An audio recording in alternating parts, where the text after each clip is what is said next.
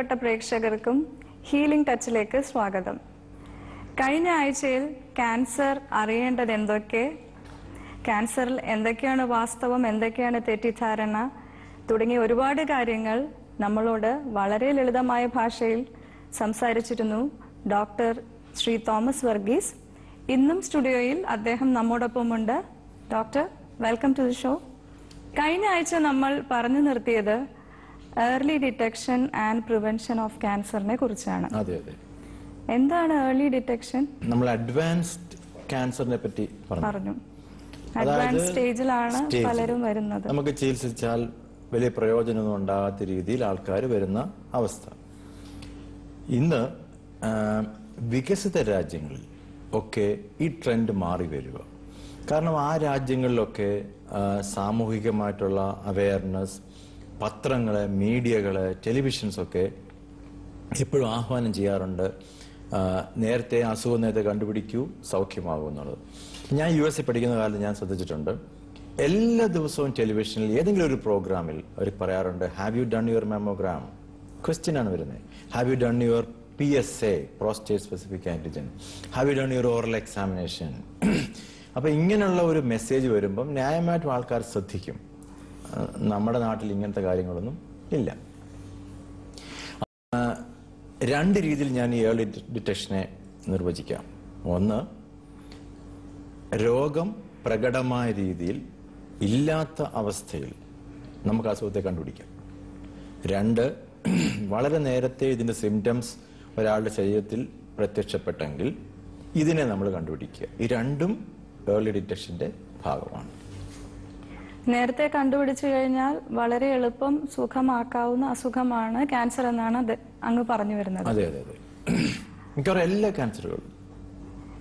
Early detection screening programmes എന്തൊക്കെയാണ്? അങ്ങ് ഇപ്പോൾ മാമോഗ്രാം എന്ന് പറഞ്ഞു. മാമോഗ്രാം എല്ലാ സ്ത്രീകളും ചെയ്യേണ്ടതുണ്ടോ? സ്ക്രീനിങ് എന്നുള്ള വാക്കിനെ ഞാൻ ആദ്യം ഒന്ന് പറയട്ടെ.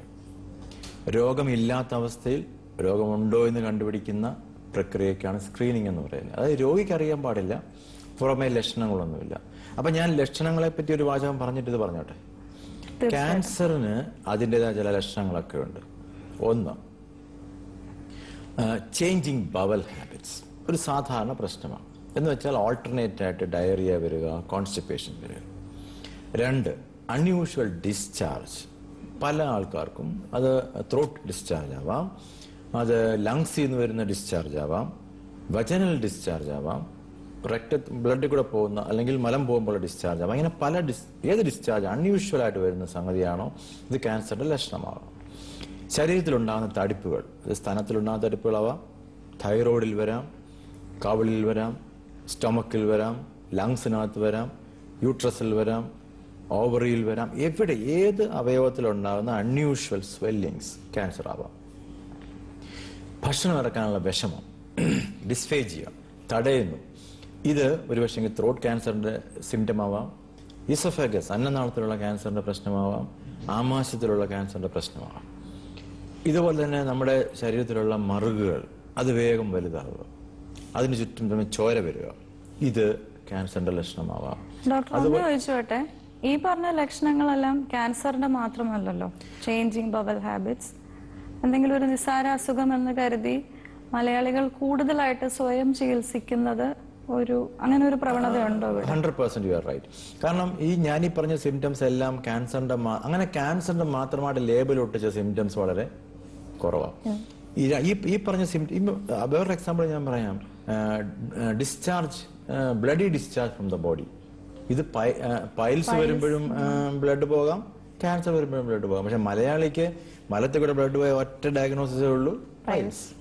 ഇവിടെയാണ് ഈ പ്രശ്നം. അതായത് സിംറ്റം, ഇതിനെ നമ്മൾ ഇംഗ്ലീഷിൽ പറയുന്ന വാക്കാണ് വാർണിംഗ് സൈൻസ് ഓർ സിംറ്റംസ്.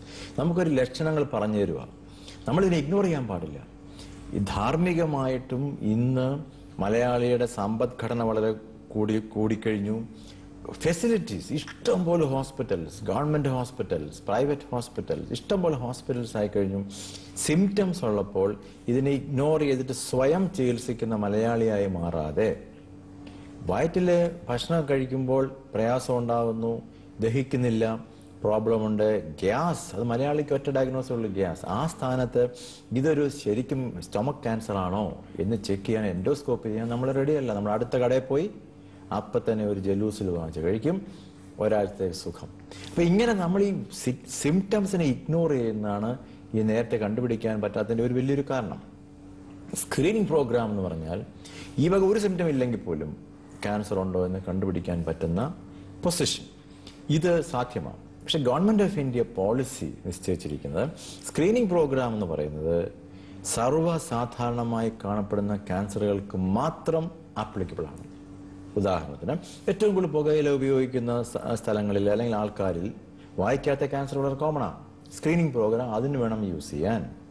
2, സ്ത്രീകളിലെ സ്തനാർബുദം ഇന്ന് വളരെ കോമൺ, കൂടുതലായി നമുക്ക് മനസ്സിലാക്കി കഴിഞ്ഞു. അപ്പം സ്ത്രീകളിൽ പ്രകടമായ മുഴകൾ വരുന്നതിന് മുമ്പേ ക്യാൻസർ ഉണ്ടോ എന്ന് കണ്ടുപിടിക്കുക. വീണ്ടും നമ്മുടെ സ്റ്റാറ്റിസ്റ്റിക്സ് നമുക്ക് പറഞ്ഞു തരുന്നു ഏറ്റവും കൂടുതൽ സ്ത്രീകൾ മരണമടയുന്ന ഒരു കാരണമാണ് സെർവിക്സ് ക്യാൻസർ, ഗർഭാശയമുഖ ക്യാൻസർ. അപ്പൊ ഗർഭാശയമുഖ ക്യാൻസർ ഉണ്ടോ എന്ന് കണ്ടുപിടിക്കാൻ ക്യാൻസർ വന്നിട്ടല്ല, ക്യാൻസർ വരുന്നതിന് വർഷങ്ങൾക്ക് മുമ്പേ, ഏതാണ്ട് 10-15 വർഷം മുമ്പേ ഒരു സ്ത്രീക്ക് ഗർഭാശയമുഖ ക്യാൻസർ വരുമോ എന്ന് കണ്ടുപിടിക്കാൻ സാധിക്കും. ഇന്ന് പാപ്സ്മിയർ ചെയ്താൽ 15 വർഷം കഴിഞ്ഞിട്ടാണോ ക്യാൻസർ വരുന്നത് അറിയാൻ പറ്റും. ഇത്രയും പോസിബിലിറ്റി ഉള്ള ഒരു സിറ്റുവേഷൻ. ഇതേപോലെയാണ് ഒക്കൾട്ട് ബ്ലഡ് എന്ന് വെച്ചാൽ മലത്തിൽ കൂടെ ഫ്രാങ്ക് ആയിട്ട് വരുന്ന ബ്ലഡ് അല്ല, ഒക്കൾട്ട് ബ്ലഡ് നമ്മൾ ടെസ്റ്റ് ചെയ്ത് നോക്കിയിട്ട് മാത്രം കണ്ടുപിടിക്കുന്നത്. ഇതൊരു പക്ഷേ ഇൻഡസ്റ്റൈൻ ക്യാൻസറിന്റെ പ്രാരംഭ ലക്ഷണമാവാം. ഇങ്ങനെ സർവ്വസാധാരണമായി കാണപ്പെടുന്ന ക്യാൻസറുകൾക്ക് വേണ്ടി ഏറ്റവും ചെലവ് കുറഞ്ഞ രീതിയിൽ അസുഖത്തെ കണ്ടുപിടിക്കുന്ന പ്രക്രിയക്കാണ് ആദ്യം മാഡം പറഞ്ഞ ടെർമിനോളജി സ്ക്രീനിങ് പ്രോഗ്രാം. സ്തനാർബുദത്തിന് എന്തിനാണ് ഈ സ്ക്രീനിങ് പ്രോഗ്രാം കൊടുക്കണമെന്ന് പറയാൻ കാര്യം, ഇന്ന് ഭാരതത്തിൽ ഏറ്റവും കൂടുതൽ സ്ത്രീകൾ മരണമടയുന്നത് ബ്രസ്റ്റ് ക്യാൻസർ കൊണ്ട്, ഹാർട്ട് അറ്റാക്ക് കൊണ്ട് മരിക്കുന്നതിന് കൂടുതൽ സ്ത്രീകൾ മരണമടയുന്നത് സ്തനാർബുദം കൊണ്ടാണ്. 1 out of every 6 women has got the probability of developing breast cancer എന്ന് പറയുന്നത്. 6-1 സ്ത്രീകൾക്ക് ഇന്ത്യയിൽ ഇന്ന് കേരളത്തിൽ സ്തനാർബുദം വരാനുള്ള പോസിബിലിറ്റി കൂടുതലാണ്. ഏർലി ഡിറ്റക്ഷൻ ആൻഡ് പ്രിവെൻഷൻ, സ്തനാർബുദം എന്ന് പറഞ്ഞപ്പോൾ ആദ്യം മനസ്സിൽ വന്നത് അടുത്തിടെ വാർത്തകളിൽ നിറഞ്ഞ ഹോളിവുഡ് താരം ആഞ്ചലിന ജോളി. അവർക്ക് പാരമ്പര്യമായി ആ ജീനുകൾ ഉണ്ട് എന്ന് കണ്ടെത്തുകയും നേരത്തെ തന്നെ ഒരു പ്രിവെന്റീവ് ആക്ഷൻ എടുക്കുകയും അവരത് ലോകത്തോട് ഉറക്കെ വിളിച്ചു പറയുകയും ചെയ്തു. ഡോക്ടറിന് ഇതിനെക്കുറിച്ച് എന്താ പറയാനുള്ളത്? ഈ ക്യാൻസറിനെ നമുക്ക് പ്രിവെന്റ് ചെയ്യാനുള്ള പല മെത്തേഡുകളുണ്ട്. അതില് ഇതുവരെ ആരും ശ്രദ്ധിക്കാതിരുന്ന ഒരു മെത്തേഡിനെ പറ്റി ഇപ്പം മാഡം എന്നോട് ചോദിച്ചത്. ക്യാൻസറിനെ തടഞ്ഞ് അല്ലെങ്കിൽ ഒരു പ്രിവെന്റ് ചെയ്യാൻ വേണ്ടിയുള്ള മെത്തേഡുകൾ ഒരെണ്ണത്തിന്റെ പേരാണ് കീമോ പ്രിവെൻഷൻ. കീമോതെറാപ്യൂട്ടിക് മരുന്നല്ല അത് മീനിങ്. കീമോ പ്രിവെൻഷൻ എന്നൊരു വാക്ക് ഉപയോഗിച്ചാൽ മരുന്നുകൾ ഉപയോഗിച്ച് ക്യാൻസറിനെ തടയുക. ഇന്ന് ലോകത്തിൽ ഏറ്റവും പോപ്പുലറായി വന്നുകൊണ്ടിരിക്കുന്ന ഒരു സാധനമാണ് കുർക്കുമിൻ. അതായത് നമ്മുടെ മഞ്ഞളിനകത്തുള്ള മഞ്ഞ നിറം കൊടുക്കുന്ന കുർക്കുമിൻ ക്യാൻസറിനെ പ്രിവെന്റ് ചെയ്യും. 2, വായിക്കാത്ത ക്യാൻസർ പ്രിവെന്റ് ചെയ്യാൻ വേണ്ടി ആന്റോക്സിഡ് എന്ന് പറഞ്ഞൊരു ടാബ്ലറ്റ് ഉണ്ട്, ആന്റോക്സിഡ്. ഇത് മെഡിക്കൽ മെത്തേഡ്.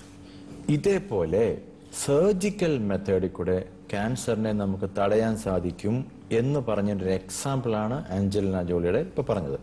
ഇതേപോലെ സർജറി കൂടെ ക്യാൻസറിനെ തടയാൻ കഴിയുന്ന ഒരു ക്യാൻസറാണ് കോളൻ ക്യാൻസർ. പരമ്പരാഗതമായ ചില ആൾക്കാർക്ക് ഇൻറ്റസ്റ്റൈനൽ പോളിപ്പോസിസ് കോളേ എന്നൊരു കണ്ടീഷനുണ്ട്. ഇവർക്ക് 40 വയസ്സാകുമ്പോൾ 100% ക്യാൻസർ ആയിരിക്കും. 40 വയസ്സ് വരെ ഈ പോളിപ്പ് ഇരിക്കും. 40, അപ്പം വയസ്സും പല ക്യാൻസറിന്റെ ഒരു കട്ട് ഓഫ് പോയിന്റ് ആണ്. 40 വയസ്സിന് മുമ്പേ അവരുടെ ഇൻറ്റസ്റ്റൈൻ മുറിച്ച് മാറ്റി കളയുവാണെങ്കിൽ അവർക്ക് ഒരിക്കലും ക്യാൻസർ വരില്ല. ആഞ്ചലിന ജോളിയുടെ 2 സ്തനങ്ങളും മുറിച്ചു മാറ്റുന്നതിന് മുമ്പേ ലോകത്തിൽ ലക്ഷക്കണക്കിന് സ്ത്രീകളുടെ സ്തനങ്ങൾ ഇതിനുവേണ്ടി മുറിച്ചു മാറ്റിയിട്ടുണ്ട്. ഇതൊന്നും വാർത്തയല്ലായിരുന്നു. ഞാൻ MD ആൻഡേഴ്സണിൽ പഠിക്കുന്ന സമയത്ത് ഞാൻ ഒരുപാട് പേഷ്യൻസിനെ കണ്ടിട്ടുണ്ട് 2 സ്തനങ്ങളും മുറിച്ചു മാറ്റി പ്ലാസ്റ്റിക് സർജറി ചെയ്ത് ബ്യൂട്ടിഫുൾ ആയിട്ട് പോകുന്ന ആൾക്കാരെ. ഇവർക്ക് സ്തനാർബുദ സാധ്യത കൂടുതലുണ്ടാക്കുന്ന BRCA1, BRCA2 എന്ന് പറയുന്ന 2 ജീൻസ്, ജനിതകമായിട്ടുള്ള വ്യത്യാസങ്ങൾ അവരുടെ ബോഡിയിലുണ്ട്. ഈ 2 ജീൻസ് ഉള്ള ആൾക്കാർക്ക്, 2 ജനറ്റിക്കൽ ചേഞ്ച് ഉള്ള ആൾക്കാർക്ക് ഏറ്റവും കൂടുതൽ സ്തനാർബുദവും ഒവേറിയൻ ക്യാൻസറും ഉണ്ടാവും. ആഞ്ചലിന ജോളി എന്തിനാണ് സ്തനാർബുദം പ്രതീക്ഷിച്ചുകൊണ്ട് ബ്രസ്റ്റ് മുറിച്ചു മാറ്റിയെന്ന് ചോദിച്ചു കഴിഞ്ഞാൽ, ആഞ്ചലിനയുടെ മദറിന്, അമ്മയ്ക്ക് ഒവേറിയൻ ക്യാൻസർ ഉണ്ട്. അവർ BRCA2 ജീനിന്റെ കാരിയറാണ്. ഈ ജീൻ കാരിയർ ആണോ എന്ന് ചെക്ക് ചെയ്യാൻ പോലും നമ്മുടെ രാജ്യത്തെ സംവിധാനങ്ങളെല്ലാം സമ്മതിക്കുകയില്ല. കാരണം അതിനെ ദുരുപയോഗപ്പെടുത്തുന്നുണ്ട്. ജീൻ മാപ്പിങ്ങും ജീൻ ചെക്കിങ്ങും ഉള്ള സ്ഥലത്ത് മാത്രമേ ഇതുണ്ടോ എന്ന് കണ്ടുപിടിക്കാൻ സാധിക്കുകയുള്ളൂ. അത് US-ൽ പോസിബിളാണ്. അതുകൊണ്ടാണ് അവർ ചെയ്തത്. അപ്പോൾ ശസ്ത്രക്രിയ എന്ന് പറയുന്ന മാർഗത്തിൽ കൂടെയും ക്യാൻസറിനെ നമുക്ക് പ്രിവെന്റ് ചെയ്യാൻ സാധിക്കും എന്ന് പറയുന്ന ഒരു എക്സാമ്പിളാണ് ആഞ്ചലിന ജോളി. പ്ലാസ്റ്റിക് സർജറി ചെയ്ത് വളരെ ഭംഗിയായി തന്നെ ഇരിക്കുന്ന അവസ്ഥ, ആ ഒരു എസ്തെറ്റിക് അപ്രോച്ച്, അതെന്താ ഓൺകോളജിയിൽ തന്നെ അതെന്തായിരിക്കും? That is a beautiful question. കാരണം ക്യാൻസർ ചികിത്സ പണ്ട് കാലത്തെ പോലെ ഒന്നുമല്ല. ഇത് മനസ്സിലാക്കാൻ ഉൾക്കൊള്ളാനും ജനങ്ങളും തയ്യാറാവണം. അതിന് ഏർലി ഡിറ്റക്ഷൻ മാത്രമേ ഉള്ളൂ വഴി. ഏർലി ഡിറ്റക്ഷനിൽ കൂടെ നമ്മൾ ക്യാൻസറിനെ കണ്ടുപിടിച്ചാൽ ഇന്ന് സൗന്ദര്യവും ക്യാൻസറും ഒരു വലിയ ഇമ്പോർട്ടൻറ്റ് ടോപ്പിക്കാണ്. ഈ ലോകത്ത് ജനിച്ച എല്ലാ വ്യക്തികൾക്കും ശാരീരികമായും മാനസികമായും ഒരേപോലുള്ള സൗന്ദര്യവും അവർക്ക് power to live in this world, empowering them, അതിനുള്ള പോസിബിലിറ്റി കൊടുക്കുന്ന ഒരു സംഗതിയാണ് plastic surgery, cosmetic surgery. Cancer വന്നുകൊണ്ട് നാളെ പിടിച്ചൊരു മൂലക്കിരുത്തുന്ന പരിപാടിയൊന്നും ഇപ്പോൾ ഇല്ല. ഇവരെ തിരിച്ചു മുഖ്യധാരയിലേക്ക് കൊണ്ടുവരുന്ന പ്രക്രിയയിൽ ഒരു പ്രധാന പങ്ക് വഹിക്കുന്നുണ്ട് പ്ലാസ്റ്റിക് സർജറി അല്ലെങ്കിൽ കോസ്മെറ്റിക് സർജറി. ഇതിനകത്ത് പല ക്യാൻസർ ശസ്ത്രക്രിയകളിലും പണ്ട് കവളിൽ ക്യാൻസർ വന്നാൽ ഇവിടെ വലിയൊരു കിഴുത്ത ഓട്ട ഉണ്ടാക്കിയിട്ട് നാക്ക് ഇതുവഴി ഇറങ്ങി വരുന്ന ആൾക്കാരെ ഞാൻ കോളേജിൽ പഠിക്കുന്ന സമയത്ത് കണ്ടിട്ടുണ്ട്, മെഡിക്കൽ കോളേജിൽ പഠിക്കുമ്പോൾ. ഇന്നാരെയും അങ്ങനെ കാണാറില്ല. ഉദാഹരണം ഞാൻ പറഞ്ഞതാണ്. അതേപോലെ സ്തനാർബുദം വന്നിട്ട് സ്ഥലം മുഴുവൻ മുറിച്ച് മാറ്റപ്പെടേണ്ട ഒരു ഗതികേടിൽ ഒരു സ്ത്രീ പോകുകയാണെങ്കിൽ മാത്രം അവർക്ക് പ്ലാസ്റ്റിക് സർജറി ചെയ്തിട്ട് പുതിയ ബ്രസ്റ്റ് ഉണ്ടാക്കി കൊടുക്കും. പക്ഷേ ഈ ഒരു ഭയം, ക്യാൻസർ, എനിക്ക് ക്യാൻസറാന്ന് തിരിച്ചറിയുന്നു, ക്യാൻസർ വന്നു കഴിഞ്ഞാൽ ക്യാൻസർ ബാധിച്ച ആ അവയവം മുറിച്ച് കളയണം എന്നുള്ള ഒരു ഭയം കൊണ്ടാണോ പലരും? മെജോറിറ്റി ആൾക്കാരും ഈ ഏർലി ഡിറ്റക്ഷൻ, നമ്മൾ ഇന്നത്തെ സബ്ജക്ട് ഏർലി ഡിറ്റക്ഷൻ ആണ്. ഈ ഏർലി ഡിറ്റക്ഷനെ പറ്റി ആൾക്കാർ ബോധമാകാത്തതും അല്ലെങ്കിൽ അതിനെപ്പറ്റി ചിന്തിക്കാത്തതും ഒരു മീഡിയയിലും ഒരിടത്തും ഏതെങ്കിലും ഒരു ക്യാൻസർ വന്നാൽ അവയവം മുഴുവൻ മുറിച്ചു മാറ്റാതെ സൗന്ദര്യം കൊടുത്തുകൊണ്ട് അവയവ പരിരക്ഷ കൊടുത്തുകൊണ്ട്, ഇപ്പൊ ഒരു കുഞ്ഞിന്റെ കാല ക്യാൻസർ വന്നാൽ കാല് മുറിക്കേണ്ട സിറ്റുവേഷൻ അല്ല ഇന്ന്. പുതിയ കാല് ആ കുട്ടി കിട്ടത്തക്കോണം അവർക്ക് മറ്റു കുട്ടികളെ പോലെ ജീവിതം മുന്നോട്ട് കൊണ്ടുപോകാവുന്ന സംവിധാനങ്ങളിൽ നിന്ന് എത്തിക്കഴിഞ്ഞു. ഇതിനെപ്പറ്റി അവബോധം ആൾക്കാർക്കില്ല. അതുകൊണ്ട് തന്നെ നമ്മുടെ ഏർലി ഡിറ്റക്ഷൻ എന്ന് പറഞ്ഞ ഈ സബ്ജക്ട് വളരെ ഇമ്പോർട്ടന്റ് ആണ്. ഏർലി ഡിറ്റക്ഷനെ കുറിച്ച് പറഞ്ഞപ്പോൾ കീമോ പ്രിവെൻഷൻ എന്ന് പറഞ്ഞു. കീമോ പ്രിവെൻഷൻ നമുക്കൊരു പുതിയ ടെർമിനോളജിയാണ്. ബട്ട് കീമോതെറാപ്പി എല്ലാവർക്കും തന്നെ അറിയാവുന്ന കാര്യമാണ്. ഈ കീമോതെറാപ്പിയിലൂടെ കടന്നു പോകുമ്പോൾ ഉണ്ടാവുന്ന ഒരു ട്രോമ, മുടി പൊഴിച്ചിൽ, ഇതൊക്കെയാണ് ക്യാൻസർ എന്ന് കേൾക്കുമ്പോൾ ആ ഭയം ഉളവാക്കുന്ന ഏറ്റവും പ്രൈമറി ഫാക്ടേഴ്സ്. ഇപ്പോഴും കീമോതെറാപ്പി അങ്ങനെ തന്നെയാണോ? ഈ കീമോതെറാപ്യൂട്ടിക് മെഡിസിൻസ് എന്തിനാണ് കൊടുക്കുന്നത്? കീമോതെറാപ്യൂട്ടിക് മെഡിസിൻസ് കൊടുക്കുന്ന രണ്ട് സിറ്റുവേഷനിലാണ്. ഒന്ന്, ക്യാൻസർ ശസ്ത്രക്രിയ കൊണ്ട് സുഖമാക്കാവുന്ന ഏർലി സ്റ്റേജ്, അത് നമ്മൾ റാഡിക്കൽ സർജറി എന്ന് പറയും. ഈ റാഡിക്കൽ സർജറി എന്ന് പറഞ്ഞാൽ ക്യാൻസറിന്റെ ടെർമിനോളജി പറഞ്ഞ ഉദ്ദേശം, മീനിങ് എന്നാന്ന് ചോദിച്ചു കഴിഞ്ഞാൽ സർജറി ഈസ് ക്യൂർ. പക്ഷെ ഇന്ന് അതിനുശേഷം ഇവരുടെ പത്തോളജി, ഇവരുടെ ഇങ്ങനെയുള്ള ഡീറ്റെയിൽസ് എല്ലാം മനസ്സിലാക്കി കഴിയുമ്പോൾ അറിയാവുന്ന അതിലൊരു ശതമാനം ആൾക്കാർക്ക് ഈ ഏർലി സിറ്റുവേഷൻ നമ്മൾ പത്തോളജിക്കലി ആണെങ്കിൽ പോലും probability of developing their metastatic potential, മറ്റ് ക്യാൻസർ പോകാനുള്ള സാധ്യത ചില ആൾക്കാരിൽ കൂടുതലാണെന്ന് കണ്ടെത്തിയതുകൊണ്ട് ഇവർക്ക് നമ്മൾ കീമോതെറാപ്യൂട്ടിക് മെഡിസിൻസ് കൊടുത്തു കഴിഞ്ഞാൽ കണ്ണുകൊണ്ട് കാണാൻ പാടില്ലാത്ത ഏതെങ്കിലും അവയവങ്ങളിൽ ക്യാൻസർ കോശങ്ങൾ പോയിട്ടുണ്ടെങ്കിൽ അതിനെ നശിപ്പിക്കാൻ വേണ്ടിയാണ് കീമോതെറാപ്യൂട്ടിക് മെഡിസിൻ കൊടുക്കുന്നത്. ഒരു കാലത്ത് ലോകത്തിൽ പണ്ട് സർക്കാർ ഹോസ്പിറ്റലിലൊക്കെ ചുമന്ന വെള്ളം കുടിക്കുന്ന ഒരു സാധനം ഉണ്ടായിരുന്നു. അത് വേറെ ഒന്നും ആ ഹോസ്പിറ്റലിൽ ഇല്ല. അപ്പൊ ഇതേ കൊടുക്കാൻ പറ്റും. ഏത് അസുഖം വന്നാലും മരുന്നൊന്നിനാ, പേഷ്യന്റ് രോഗം പറയുന്നതിന് മുമ്പേ ഡോക്ടർ പറയും മരുന്ന് കൈ കൊടുക്കും, ഇതെവിടെ ഹോസ്പിറ്റലുള്ളൂ എന്ന് പറയും. അങ്ങനെ ഒരു കാലത്ത് മിക്കവാറും എല്ലാ ക്യാൻസേഴ്സിനും ഏതാണ്ട് ഒരു സ്റ്റാൻഡേർഡ് കീമോതെറാപ്പി ഉള്ളായിരുന്നു. ഇന്ന് കാലം മാറി, ടെക്നോളജിക്കൽ ഡെവലപ്മെന്റ് വന്നു, ജനറ്റിക്കൽ സ്റ്റഡീസ് വന്നു, മോളിക്കുലാർ ബയോളജി ഡെവലപ്പ് ചെയ്തു. ഓരോ ക്യാൻസറിനും ഓരോ കീമോതെറാപ്യൂട്ടിക് മരുന്ന് കൊടുക്കണമെന്ന് മനസ്സിലായി. ഇതേ നമ്മൾ ടാർഗറ്റഡ് ട്രീറ്റ്മെന്റ് എന്ന് പറഞ്ഞു, വ്യക്തിയാധിഷ്ഠിത ട്രീറ്റ്മെന്റ്. ആ വ്യക്തിക്ക് ഏതാണോ ഏറ്റവും ബെസ്റ്റ് അത് കൊടുക്കണം. ഇങ്ങനെ കീമോതെറാപ്യൂട്ടിക് സിസ്റ്റം മാറിക്കഴിഞ്ഞു. ടെക്നോളജി ഞാൻ വാക്കുപയോഗിച്ചു, നാനോ ടെക്നോളജി ഇന്ന് കീമോതെറാപ്പിയുടെ ഭാഗമായിട്ട് വന്നു. എന്ന് വെച്ചാൽ നമുക്ക് മരുന്നിനെ ടാഗ് ചെയ്തിട്ട് പർട്ടിക്കുലറായിട്ട് ഏത് അവയവത്തിൽ ചെല്ലണോ അവിടെ മാത്രം വിടാൻ സാധിക്കും. അന്നേരം ഈ മുടി കൊഴിയുന്ന ഇനി അടുത്തൊരു 1-2 വർഷങ്ങൾക്കുള്ളിൽ ഈ മുടി കൊഴിയുന്ന സാധനങ്ങളൊക്കെ മിക്കവാറും ലോകത്തിൽ നിന്ന് അപ്രത്യക്ഷമാവും. ആ സ്ഥാനത്ത് വളരെ സ്പെസിഫിക് ആയിട്ട് എവിടെ ട്യൂമർ പോയിട്ടുണ്ടോ അവിടെ മാത്രം ചെല്ലുന്ന പരിപാടി. ഇപ്പൊ നിങ്ങൾ പുറകോട്ട് നോക്കിയാൽ ഒരു പച്ച ബാക്ക്ഗ്രൗണ്ട് കാണാം, ഇതിന് പുറകിൽ ഷൂട്ടിങ് കാണാം. ഇതേപോലുള്ള ടെക്നോളജി ഇന്ന് സർജറി വന്നിട്ടുണ്ട്. അതായത് ഇമേജ് ഗൈഡഡ് സർജറി അതും വരുന്നുണ്ട്. കാരണം എവിടെ ക്യാൻസർ ഉണ്ടോ അവിടെ മാത്രം ശസ്ത്രക്രിയ ചെയ്യുന്ന പരിപാടി. അതൊരു ഗ്രീനിഷ് ഇമേജ് ആയിരിക്കും നമ്മൾ സർജറി സമയത്ത് ആ ഫീൽഡിൽ വരുന്നത്. അവിടെ മാത്രമേ ക്യാൻസർ ഉള്ളൂ. അതിനെ ഞാൻ ഗ്രീൻ നോക്കാൻ പറഞ്ഞു. അപ്പൊ അങ്ങനെ എല്ലാ ഫ്രണ്ടിലും ടെക്നോളജി ഡെവലപ്മെന്റ് ആയിക്കൊണ്ടിരിക്കുക, കീമോതെറാപ്പിയിൽ പ്രത്യേകിച്ച്. അപ്പൊ ഈ ഭയാനകമായിട്ടുള്ള സീനും മുടി പൊഴിഞ്ഞു പോകുന്ന സീനൊക്കെ മാറിയിട്ട് വരാൻ പോകുന്ന കാലം എന്ന് പറയുന്നത് technology in the highest form in cancer treatment, അതാ വരാൻ പോകുന്നത്. കാലാഹരണപ്പെട്ട ചികിത്സാ സമ്പ്രദായം ഇപ്പോഴും ഇന്ത്യയിൽ നിലവിലുണ്ടോ? ഉണ്ടല്ലോ. അതുകൊണ്ടുള്ള പ്രശ്നങ്ങൾ എന്തൊക്കെയാണ്? പ്രശ്നങ്ങൾ പലതാണ്. കാരണം സുഖപ്പെടുത്താൻ ആളിനെ സുഖപ്പെടുത്താൻ സാധിക്കില്ല. കറക്റ്റ് ട്രീറ്റ്മെന്റ് കൊടുത്തിട്ടില്ലെങ്കിൽ ആ പേഷ്യന്റ് മരിച്ചു പോകും. മണ്ടൻ അഭിപ്രായങ്ങളൊക്കെ പേഷ്യൻസിന് പറഞ്ഞു കൊടുക്കുക, അത് കാലഹരണപ്പെട്ടതാണ്. നമ്മൾ മാറ്റർ ഓഫ് ഫാക്ട്. കാരണം ഈ ഒരു ബ്രാഞ്ച് മാത്രമേ ഉള്ളൂ ലോജിക്സും ടെക്നോളജിയും പ്രാക്ടിക്കലി നമുക്ക് മനസ്സിലാക്കിയും ആൾക്കാരെ ട്രീറ്റ് ചെയ്തിട്ട് പറയാൻ പറ്റുന്ന ഒരു ബ്രാഞ്ചായി മാറിക്കഴിഞ്ഞു.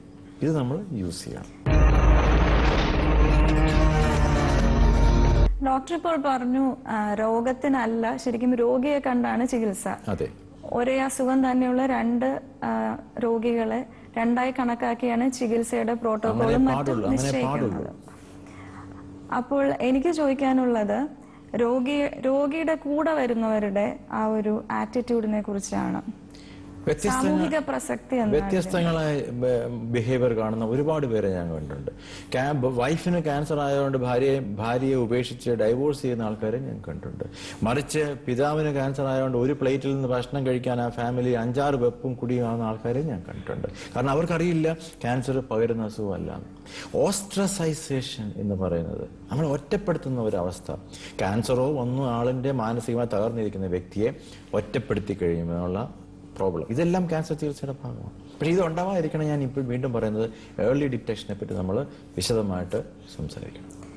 അങ്ങയുടെ ഇത്രയും വർഷത്തുള്ള ഈ ചികിത്സാ അനുഭവങ്ങളിൽ ഏർലി ഡിറ്റക്ട് ചെയ്തതുകൊണ്ട് ഒരിക്കൽ അസുഖം വന്നു, അസുഖം കണ്ട ആ സമയത്ത് തന്നെ അത് മുളയിലെ നുള്ളിക്കളഞ്ഞു, അതിനുശേഷം വളരെ സുഖകരമായ നോർമൽ ലൈഫ് തന്നെ കൈകാര്യം ചെയ്തു കൊണ്ടുവന്ന നിരവധി കേസുകൾ എത്രയോ patient, head and neck region, നാവിൽ ക്യാൻസർ വന്നിട്ടുള്ളവർ, കവളിൽ ക്യാൻസർ വന്നിട്ടുള്ളവർ, മാൻഡിബിൾ മുഴുവൻ മുറിച്ചു കളയേണ്ട സിറ്റുവേഷൻ വന്നാൽ മാൻഡിബിൾ മുഴുവൻ മുറിച്ച് മാറ്റാതെ ഏർലി സിറ്റുവേഷൻ ഷേപ്പൊക്കെ നമുക്ക് തിരിച്ചു കൊടുക്കാവുന്ന രീതിയിലുള്ള ക്യാൻസറുമായി വന്നവർ, പാലറ്റിൽ ക്യാൻസർ വന്നിട്ട് പാലറ്റ് മുഴുവൻ മുറിച്ച് മാറ്റിയാൽ ഒരിക്കലും പ്ലേറ്റ് ഒക്കെ വെച്ച് നടക്കുന്ന ബുദ്ധിമുട്ടായിട്ടുള്ള സിറ്റുവേഷൻ വരാവുന്ന സാഹചര്യത്തിൽ നേരത്തെ കണ്ടുപിടിക്കപ്പെട്ടവർ, ടോൺസിൽ ക്യാൻസർ വന്നിട്ടുള്ള വോക്കൽ കോഡ് ശബ്ദ വ്യത്യാസം ആരംഭത്തിൽ കണ്ടുപിടിച്ചു കഴിഞ്ഞാൽ സൗണ്ട് തിരിച്ചു കൊടുക്കാവുന്ന രീതിയിൽ ട്രീറ്റ്മെന്റ് കഴിഞ്ഞ ആൾക്കാർ, ഒരു പ്രാവശ്യം ചുമന്ന് ഒരു പ്രാവശ്യം ബ്ലഡ് പുറത്തു പോയത് കണ്ടപ്പോൾ തന്നെ ലങ് ക്യാൻസർ ആണോ സംശയിച്ചിട്ട് വന്നിട്ട് പുകവലി നിർത്തിയ ശേഷം ലങ് ക്യാൻസർ ട്രീറ്റ്മെന്റ് കഴിഞ്ഞ ആൾക്കാർ, ഒരു പ്രാവശ്യം വൊമിറ്റ് ചെയ്തപ്പോൾ ബ്ലഡ് കണ്ടപ്പോൾ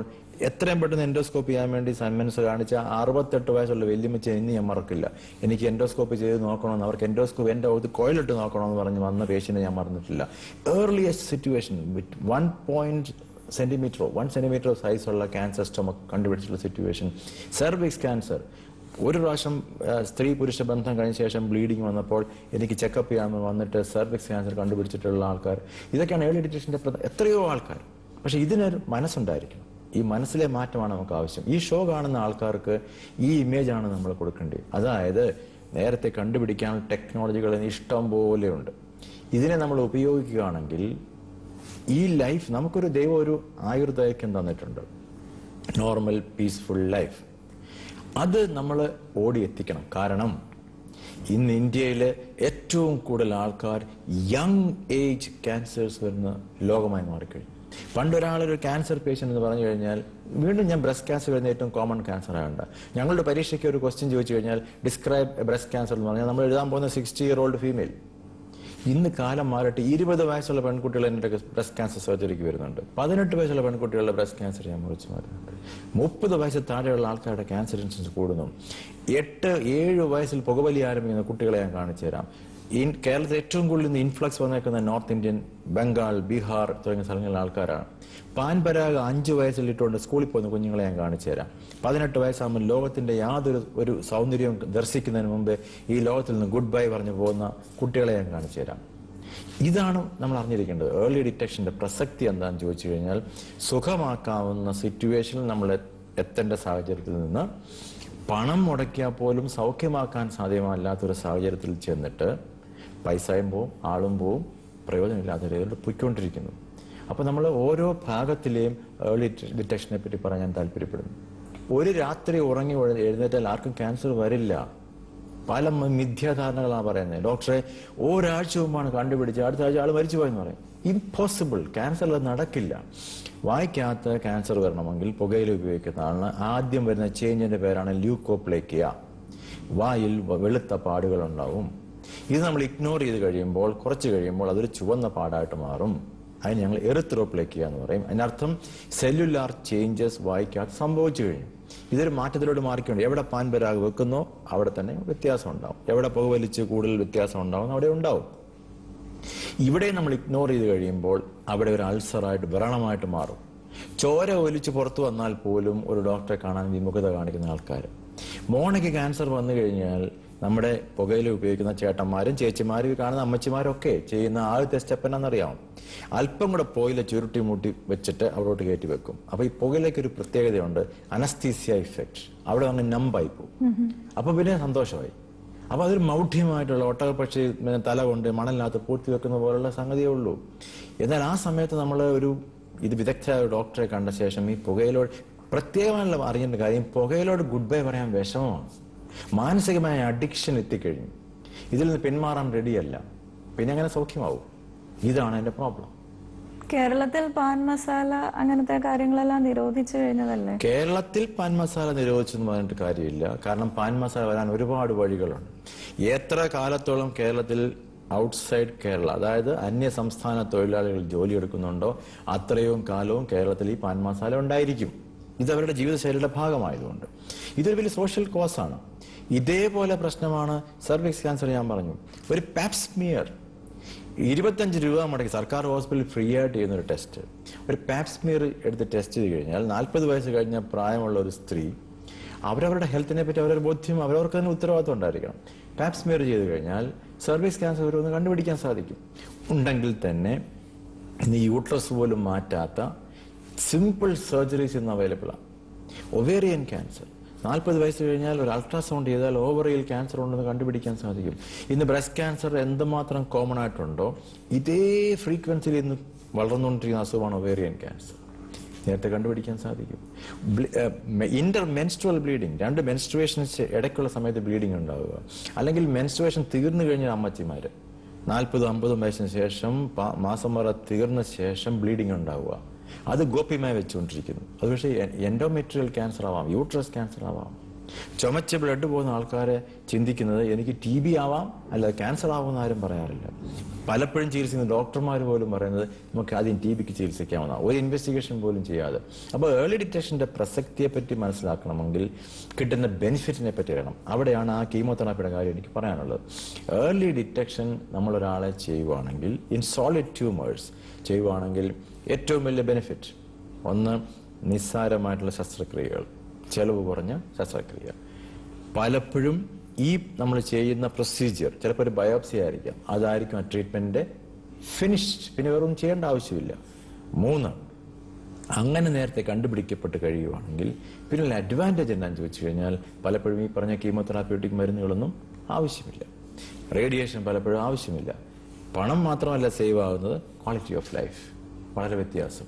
അപ്പൊ ഈ ഏർലി ഡിറ്റക്ഷൻ ഒരുപാട് പ്രയോജനമുണ്ട്. ഇതാണ് മനസ്സിലാക്കേണ്ടത്. ഇപ്പോൾ ഒരു സ്ത്രീ അവരുടെ ബ്രസ്റ്റിൽ ഒരു മുഴയെങ്ങാനും കണ്ടെത്തി കഴിഞ്ഞാൽ അത് ഉപദ്രവകാരിയായ മുഴയാണോ അല്ലയോ എന്ന് ഈ സ്ക്രീനിംഗ് പ്രോഗ്രാമിൽ തന്നെ തെളിയുന്നുണ്ടോ? അങ്ങനെയല്ല ഇതിനെ കാണേണ്ടത്.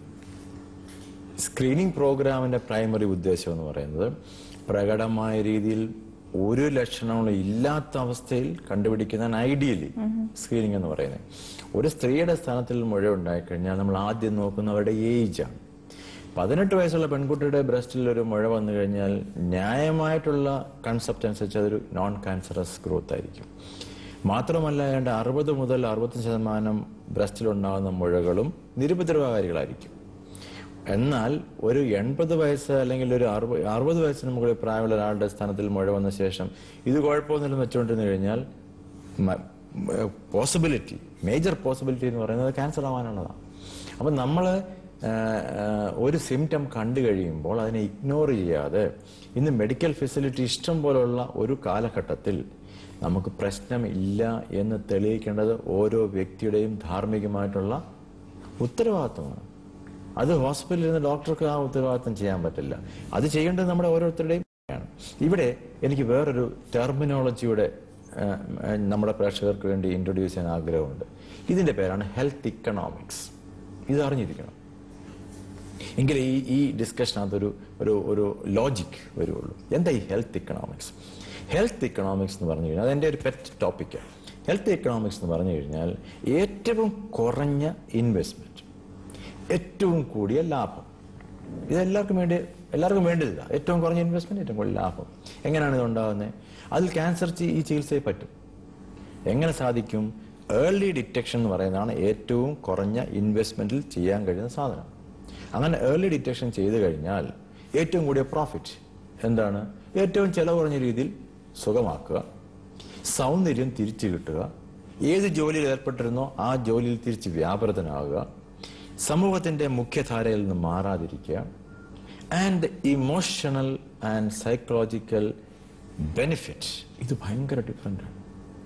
മ്യൂട്ടിലേറ്റിംഗ് സർജറീസ്, പണം മുഴുവൻ നഷ്ടപ്പെടുക, ഡെബിലിറ്റേറ്റഡ് ആകുക, ഒരു മൂലയ്ക്ക് നമ്മളെ ഇരിക്കുക, നമ്മളെ ഓസ്ട്രസൈസ് ചെയ്യുക, വർക്ക് പ്ലേസിൽ നിന്ന് ഓസ്ട്രസൈസ് ചെയ്യുക, ഫ്രണ്ട് സർക്കിളിൽ നിന്ന് ഓസ്ട്രസൈസ്ഡ് ആവുക, സിമ്പതി കൊണ്ട് ജീവിക്കുക.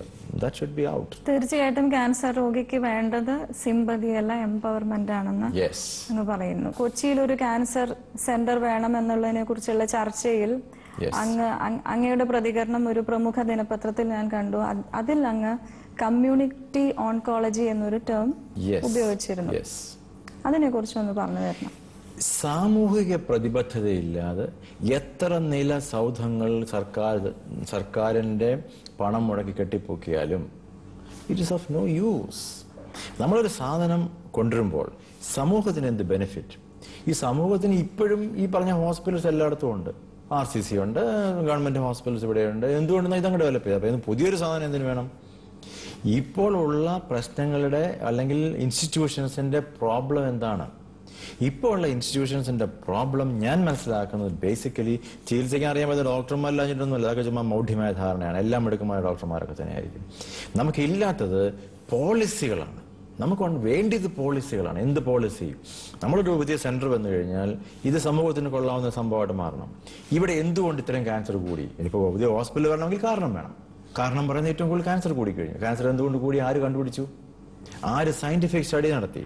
ആര് ഇതിനെപ്പറ്റിയുള്ള ഒരു സ്റ്റാറ്റിസ്റ്റിക്കൽ ഇവാലുവേഷൻ നടത്തി? ആരും നടത്തിയിട്ടില്ല. നമുക്ക് ആദ്യ ആവശ്യം സമൂഹത്തിന്റെ ഉള്ളിലോട്ട് ഇറങ്ങിച്ചെന്നിട്ട് സാമൂഹിക പ്രതിബദ്ധതയോടുകൂടി ജനങ്ങളിലേക്ക് ഇതിനെപ്പറ്റി, ഞാനിപ്പോൾ ഈ പറഞ്ഞ കാര്യങ്ങളെപ്പറ്റിയൊക്കെ തന്നെയുള്ള അവബോധം വളർത്തുക. കമ്മ്യൂണിറ്റിയിൽ ചേഞ്ച് ഉണ്ടാവണമെങ്കിൽ കമ്മ്യൂണിറ്റി ഓങ്കോളജി ഇതിന്റെ ഭാഗമായി മാറണം. ഓരോ വീടുകളിലും ഈ സ്ക്രീനിങ് പ്രോഗ്രാമോ അല്ലെങ്കിൽ ക്യാൻസർ പ്രശ്നങ്ങൾ വന്നു കഴിഞ്ഞാൽ ഡിറ്റക്ഷൻ അങ്ങനെയുള്ള സംഗതികളെ പറ്റിയുള്ള അവബോധം കൊടുക്കാനുള്ള സംവിധാനം, ഒരു നല്ല വെൽ ഓയിൽഡ് മെഷീനറി ഉണ്ടായിരിക്കണം. ഇത്രയും വർഷങ്ങൾ നീണ്ടുനിന്ന ചികിത്സാനുഭവത്തിൽ ദൈവത്തിന്റെ കരസ്പർശം ലഭിച്ചു എന്ന് അങ്ങ് കരുതുന്ന ആ ഒരു സ്പെഷ്യൽ കേസ് എന്താണെന്നൊന്ന് പറയാമോ? സത്യത്തിൽ ഞാൻ തിരിച്ചു പറഞ്ഞോട്ടെ, എൻ്റെ എല്ലാ കേസുകളിലും ദൈവത്തിന്റെ കരസ്പർശം വിശ്വസിക്കുന്ന മനുഷ്യനാണ് ഞാൻ. ഇല്ലെങ്കിൽ നമുക്ക് എക്സസ് ചെയ്യാൻ പോലും സാധിക്കില്ല. അപ്പൊ ദൈവികമായ കരസ്പർശവും ഉദ്ദേശവും എല്ലാ കേസുകളിലും ഉണ്ടായിരിക്കും. എന്നാൽ നമ്മൾ പ്രതീക്ഷയ്ക്ക് അപ്പുറമായിട്ട് ചിലപ്പോൾ ചില സംഗതികൾ ഉണ്ടായിരിക്കും. എനിക്ക് ഏറ്റവും നല്ല എക്സാമ്പിൾ പറയാനുള്ള എൻ്റെ ഒരു പേഷ്യൻ്റ് ഉണ്ട്. ആ പേഷ്യൻ്റെ പേര് സുബൈർ. 5 നേരം നിസ്കരിക്കുന്ന ഒരു നല്ല മുസ്ലിം. ഇദ്ദേഹത്തിന് ലങ് ക്യാൻസറായിട്ട് തിരുവനന്തപുരത്ത് റീജിയണൽ ക്യാൻസർ സെന്ററിൽ നിന്ന് പറഞ്ഞു വിട്ടൊരു മനുഷ്യനാണ്. അദ്ദേഹം എന്നെ കാണാൻ വരുമ്പോൾ ശ്വാസം വിടാൻ നിർവാഹമില്ലാതെ ക്രിട്ടിക്കലായ സിറ്റുവേഷനിൽ എമർജൻസി ICUവിൽ കൊണ്ടുപോയി ട്രീറ്റ്മെന്റുകൾ ആരംഭിക്കേണ്ടി വന്ന ഒരു സിറ്റുവേഷൻ ഉണ്ടായിരുന്നു. അന്ന് ലോകത്തിൽ ഒരു സാധ്യതയുണ്ടെന്ന് എനിക്ക് പ്രതീക്ഷ ഉണ്ടായില്ല. കാരണം പുള്ളിക്കൊടുത്തുന്ന ആയുസ് 3 ദിവസമായിരുന്നു അവിടെ.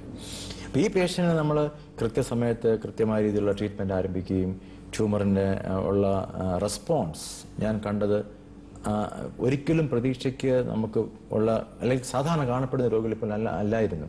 വെറും 2 മരുന്ന് പ്രാവശ്യം കീമോതെറാപ്യൂട്ടിക് മരുന്ന് കൊടുത്തപ്പോഴേ ഈ ട്യൂമർ എല്ലാം ഡിസപ്പിയർ ചെയ്തു. ഇതിനുശേഷം ട്രീറ്റ്മെന്റിന് ഭാഗമായിട്ടുള്ള ശസ്ത്രക്രിയയും കഴിഞ്ഞിട്ട് തിരിച്ച് അയാൾക്ക് ജീവിതത്തിലോട്ട് വരാനും, ജീവിതത്തിൽ വരാമെന്നുള്ള അയാൾ പ്രൊഫഷണലി തിരുമൽ ജോലിക്കാരൻ, സർക്കാരിന്റെ ഹോസ്പിറ്റലിൽ തിരുമൽ ജോലിക്കാരൻ. പഴയ ജോലിയിലോട്ട് തിരിച്ചു വരിക മാത്രമല്ല, കിലോമീറ്ററുകൾ ഒരു ശ്വാസകോശം കൊണ്ട് കിലോമീറ്ററുകൾ സൈക്കിൾ ചവിട്ടി പോകാനും തിരിച്ച് ജോലിയിലോട്ട് വരാനും ആ സമൂഹത്തിന് കൊള്ളാവുന്ന ഒരു വ്യക്തിയായിട്ട് മാറ്റാനുള്ള സാഹചര്യം ഉണ്ടായി. ഇത് ഞാൻ ഇനി വളരെ ദൈവത്തിന്റെ ഒരു കരങ്ങളിലും അദൃശ്യമായ കരങ്ങളിൽ ഇതിനു മുമ്പ് ഉണ്ടെന്ന് വിശ്വസിക്കുന്ന മനുഷ്യനാണ്. ഇല്ലെങ്കിൽ അത് സാധ്യമല്ലായിരുന്നു. ഇത് ഒരു എക്സാമ്പിൾ അല്ല, ഇങ്ങനെ നിരവധി എക്സാമ്പിൾസ് നമുക്കുണ്ട്. അപ്പം ഈ ക്യാൻസർ ചികിത്സ എന്ന് പറയുന്ന സംഗതിക്കകത്ത് മരുന്നും ദൈവത്തിൻ്റെ ഒരു അനുഗ്രഹങ്ങളും ആ കൃത്യസമയത്ത് നല്ല ബുദ്ധി തോന്നാനുള്ള ഡോക്ടർക്ക് ദൈവം കൊടുക്കുന്ന ഒരു അനുഗ്രഹവും എല്ലാം കൂടെ ചേരുന്ന ഒരു കൃത്യമായ മിശ്രിതം ആയിരിക്കണം നല്ല സക്സസ്ഫുൾ ക്യാൻസർ ട്രീറ്റ്മെന്റ്. അപ്പോൾ ഡോക്ടർ അങ്ങ് വിശ്വസിക്കുന്നത് അങ്ങയുടെ എല്ലാ കേസുകളിലും ദൈവത്തിന്റെ ആ കയ്യൊപ്പ് ചാർത്തിയിട്ടുണ്ട് എന്നാണ്? തീർച്ചയായും. അപ്പോൾ തീർച്ചയായിട്ടും ഇന്ന് ഏർലി ഡിറ്റക്ഷൻ ആൻഡ് പ്രിവെൻഷനെ കുറിച്ച് അങ്ങ് വളരെ ലളിതമായിട്ട് വളരെ രസകരമായിട്ട് ഞങ്ങൾക്ക് പറഞ്ഞു തന്നു.